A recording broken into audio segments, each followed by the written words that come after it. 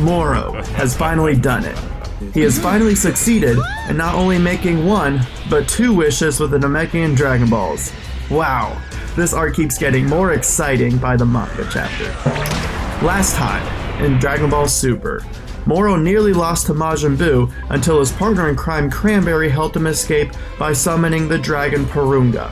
Moro was able to make his first wish, which was to restore his full magic, and ended up impaling Cranberry so that he could steal the last wish from him. So, what's up guys? I am back today and I will discuss possible theories on what Moro's second wish could be.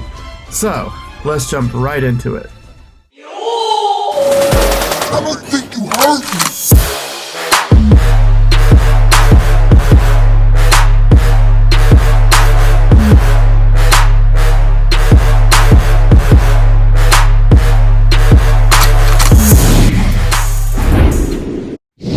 In the Dragon Ball Super Manga Chapter 48, we got a lot of exciting panels and confirmations on what has been going on with Majin Buu and Moro.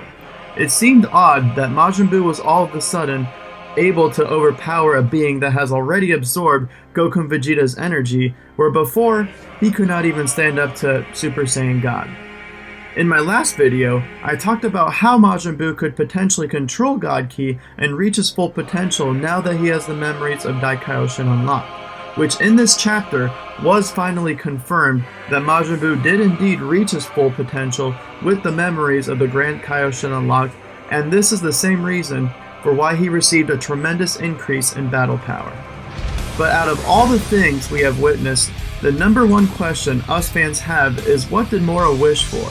His main objective seemed to be his desire in wanting to restore his magic, but now that he got that with his first wish, we all wonder what his true objective could be and if his plan all along was to make a second wish. Well, again, I have a few theories on what he might have wished for, based off of clues we have seen from the past and present manga chapters. So, let's go to the first one. While Moro was losing to Majin Buu, he made a comment that if he only had his full magic restored, then he would certainly win. While this may or may not be the case, it was interesting to hear Daikaioshin say that even though Moro has had his full magic restored, it did not make much of a difference to his actual strength. So maybe Moro believes that his magic absorbing abilities could quickly give him enough strength by absorbing the whole planet Namek, or that his magic still has other capabilities that we have not seen yet that would help him win against Majin Buu. But that still doesn't help the fact that Daikaioshin could still seal away Moro's magic.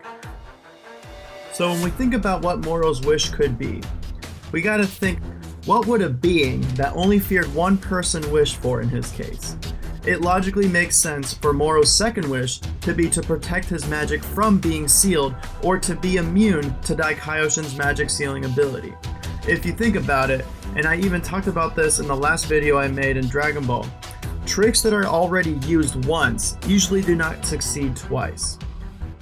Just how the Mafuba used on Demon King Piccolo and Frost in the Tournament of Power only worked the first time. This theory would make Goku, Vegeta, and Daikaioshin have to find a new way to stop Moro, which in my opinion would make this arc more interesting. In the manga Chapter 46, after Moro defeated Goku and Vegeta, he said that the only one who ever stood in his way, or who was a big threat, was the Great Lord of Lords. And he also mentioned that beings such as yourselves, meaning Goku and Vegeta, did not exist in his era.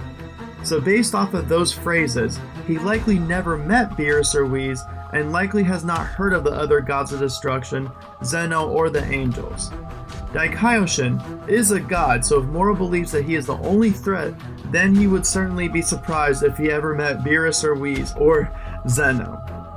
So with that being said, he may not know of the other universes, and since Universe 7 does not have that many planets with mortals, I will go into my second theory. So for this theory, if we recall what was said by Supreme Kai of Universe 7 in the Dragon Ball Super episode 83, that there are only 28 planets remaining with living mortals. Of course, there are always retcons in Dragon Ball, so the Supreme Kai could just be incompetent, or they might retcon that phrase later on in future episodes.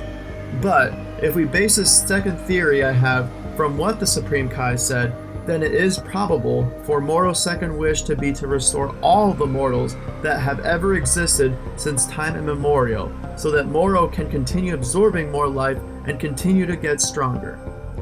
We could also argue that Universe 7 has enough planets and stars for Moro to absorb, but if we remember how powerful Goku and Vegeta are, we could argue that even all of those planets combined could not stand up to their full strength, since Super Saiyan God Goku fighting Beerus in Battle of Gods nearly destroyed the universe with the clash of their fists.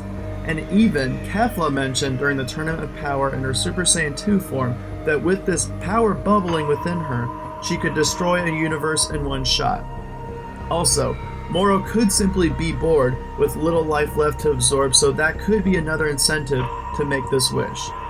After Goku and Vegeta asked Moro what he wished for, he replied with, "You will know soon enough."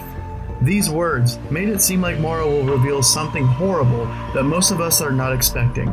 A wish that could be related to why he wanted to kill all the Supreme Kais 10 million years ago.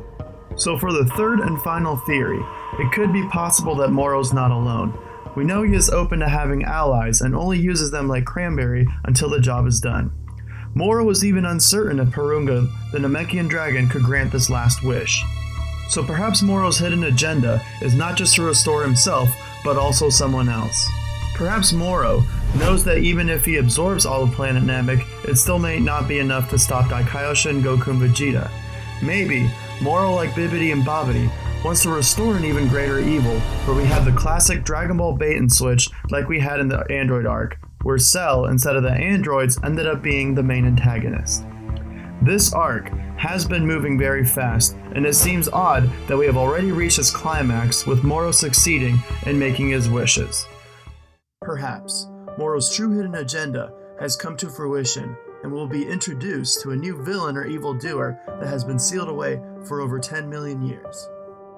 Maybe, in the past, Moro was not able to find a way to restore his master or ally, and now that he has finally made his wish, he will be able to receive his aid and put an end to Daikaioshin and the Galactic Patrol once and for all.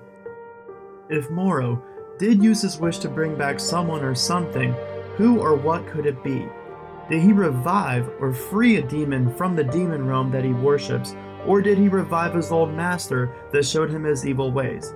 We all wonder what Moro's past was with the Supreme Kais and why he wanted them all dead, and if Moro had any allies with the common goal. If we did have a new villain as a classic bait and switch, it would certainly add more depth to this arc, especially if we get our first Daikaioshin from the demon realm to appear. Even if this theory does not take place, it would certainly make for an excellent alternative ending, or for a way to segue us into a new arc. But of course, anything can happen in Super, so let me know what you guys think in the comment section below. Did Moro use his second wish to make his magic immune to Daikaioshin's ability, or did Moro wish for more planets and life to be absorbed? Or will there be another classic bait and switch where Moro wished to revive or free his old master, or an evildoer demon that he worships that will soon bring terror to the universe and our heroes? I hope you all enjoyed these theories, and remember to punch that subscribe button if you have not done so already. So I hope you all have an awesome day, and I'll catch you next time. Peace!